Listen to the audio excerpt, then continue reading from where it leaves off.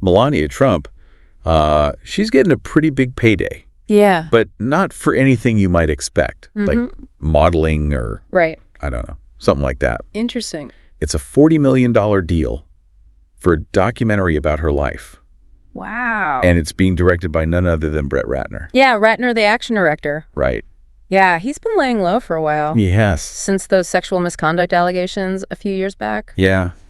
Interesting choice, for sure. It really is. And what makes it even more interesting is that the distribution rights were snapped up by Amazon for a cool $40 million. Yeah, and that's where things get really interesting. Yeah. We need to remember Amazon is owned by Jeff Bezos, Right. who also owns the Washington Post. That's right. Before we get into all that, though, I wanted to remind everyone to hit that subscribe button if you're enjoying this conversation. So far, we'll be back with more fascinating stories and insights soon. Now back to Bezos. It's important to understand that a significant portion of his wealth actually comes from government contracts, particularly with Amazon Web Services, or AWS, and even the military. Okay, so we've got Bezos, who owns Amazon and the Washington Post. Right. And he's got these lucrative government contracts. Mm-hmm.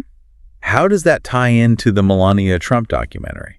Well, some people are speculating that this $40 million investment might be a strategic move by Bezos. Okay. The Washington Post has been known to be critical of certain powerful figures. Right. Could this be a way to smooth things over, so to speak? That's a pretty bold theory. Yeah.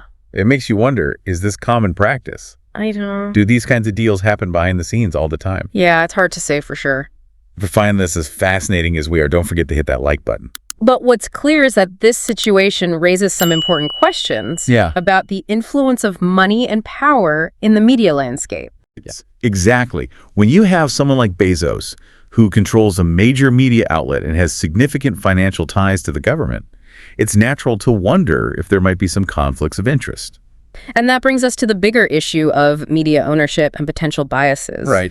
If powerful figures can influence what we see and hear in the media, how can we be sure we're getting a fair and balanced perspective? That's a huge question. Yeah. And one we'll be exploring further as we dig deeper into this Melania Trump documentary deal. Yeah, it'll be interesting to see how it all plays out. It will. I'm really curious to see what kind of narrative they present. Me too. And what kind of access they were able to get. Yeah, what's she going to reveal? Right. Like, is this going to be a tell-all, or is it going to be more of a carefully crafted image rehabilitation? Yeah, I guess we'll have to wait and see. Exactly. Stay tuned. We'll be back with more on this story soon. But for now, let's move on to our next topic. Sounds good. So we've been talking a lot about the power of media. Yeah. And how it can be used to shape public perception. But what about the role of technology in all of this? That's a great question. How is technology changing the way we consume information? Well, I think it's safe to say that technology has had a profound impact on the media landscape. Yeah. I mean, think about it. We have access to more information than ever before. It's overwhelming. It is, and it's coming at us from all directions. Right, from our phones, our computers, our TVs, even our watches. Exactly. And this constant barrage of information can be both a blessing and a curse. How so? Well, on the one hand, it's amazing that we have access to so much knowledge at our fingertips. It is. But on the other hand, it can be really difficult to filter through all the noise and find the information that's actually reliable and trustworthy. That's so true. Yeah. I mean, how do we even know what to believe anymore? Yeah, it's a real challenge, and I think it's something that we all need to be more aware of. We do. We need to be more critical of the information that we're consuming. Right. And we need to be more discerning about the sources that we're trusting. I agree. So how can we do that? Well, that's a great question, and one that we're going to be exploring in more depth in our next episode. Stay tuned. We'll be talking about the rise of fake news, Oh, yeah. the spread of misinformation online, and the importance of media literacy in the digital age. It's a topic that's more relevant than ever. It is, so be sure to join us for that conversation, but for now, let's take a quick break. Okay. We'll be right back. Sounds good. Yeah, it's fascinating to think about the potential implications of this deal, like Melania Trump.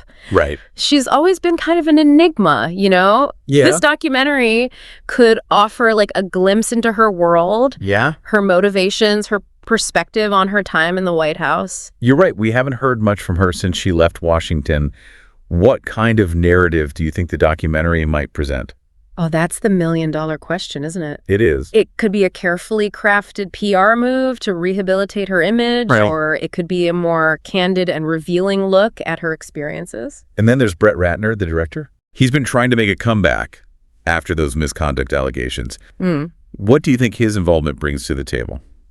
Ratner is known for his action films. Yeah. But he's also directed documentaries. It'll be interesting to see what style he brings to this project. Right. And how he chooses to frame Melania's story. Yeah, it feels like everyone involved has something to gain from this documentary. But what about us, the viewers? Mm-hmm. What should we be looking out for? That's a great question. As viewers, we need to be aware of the potential biases at play. Okay. What perspectives are being presented? What's being left out is the documentary trying to persuade us of a particular viewpoint. It's like being a detective, trying to piece together the clues, right? Figure out what's really going on beneath the surface. Exactly. And remember, even documentaries that claim to be objective can be influenced by the filmmakers' perspectives, right, and the agendas of those involved. This whole situation reminds me of the National Enquirer scandal. Oh, yeah. Involving Bezos a few years back. Absolutely. Allegedly, Bezos' personal text messages were leaked to the tabloid, and there were suspicions that it was politically motivated. Right. And Bezos even suggested that there might be a connection between the Enquirer's parent company and Saudi Arabia, which had been critical of Bezos' ownership of the Washington Post.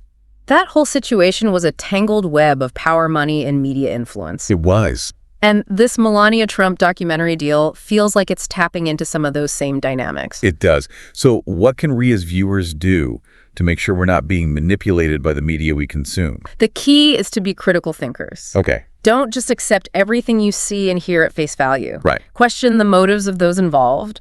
Look for evidence to support the claims being made. And most importantly, seek out diverse perspectives. Yes. Don't just rely on one source for your information. That's so important. If you only consume media that reinforces your existing beliefs, right, you're missing out on the bigger picture. It's like that saying, if you're not outraged, you're not paying attention. We need to be engaged and informed citizens, especially in today's world. Yeah, it feels like we're living in this age of information overload. It's true. And it's hard to know what to trust, Yeah. We're constantly just bombarded with information from all sides, and it's overwhelming. It can be really overwhelming to try to sift through it all and figure out what's real and what's not. So how do we navigate this complex media landscape? Mm-hmm. How do we become more discerning consumers of information? I think the first step is to be aware of our own biases. Mm-hmm. We all have these preconceived notions and beliefs that shape how we see the world. And it's important to acknowledge those and try to be open to different perspectives. Okay, so how do we do that in a practical sense? One way is to actively seek out information. Okay. From sources that challenge our own viewpoints. Okay. So, read articles, watch documentaries that present alternative narratives. Engaging conversations with people who have different opinions than our own. That makes sense. Yeah. But it can be hard to break out of our own echo chambers. It definitely takes effort. Right. But I think it's crucial Yeah. for developing a more nuanced and informed understanding of the world. Yeah. And don't be afraid to ask questions. If something doesn't feel right, Yeah. or you sense a bias, dig deeper, Okay. Do your own research, fact check, talk to people who have different opinions. So it's like we need to become our own media watchdogs. Exactly. We all have a responsibility to be critical thinkers and hold those in power accountable, including those who control the media we consume. So circling back to the Melania Trump documentary, should we be approaching it with a healthy dose of skepticism? I think that's a fair approach. Yeah. It's important to remember that this is a carefully constructed narrative. Right. And there are likely multiple agendas at play. And as viewers, we need to be aware of those agendas and try to decipher what's real and what's spin. Precisely pay attention to the way the story is being told. Okay. What information is being highlighted. Yeah. What's being left out. Who benefits from this particular portrayal of Melania Trump. It's a fascinating case study in the power of media. Yeah. And the ways in which it can be used to shape public perception. And it's a reminder that we, as consumers of media, have a responsibility to be critical thinkers. Right. And engage with the information we're being given. This has been such an eye-opening conversation. It has. What are some key takeaways you'd like listeners to remember from our discussion today? I think the most important thing is to be aware of the potential biases that exist in all forms of media. We need to be critical consumers of information and actively seek out diverse perspectives. Well said. And if you enjoyed this conversation as much as we did, be sure to subscribe so you don't miss out on any of our future episodes. And don't forget to give us if you found this discussion insightful. Thanks for listening. Thanks, everyone.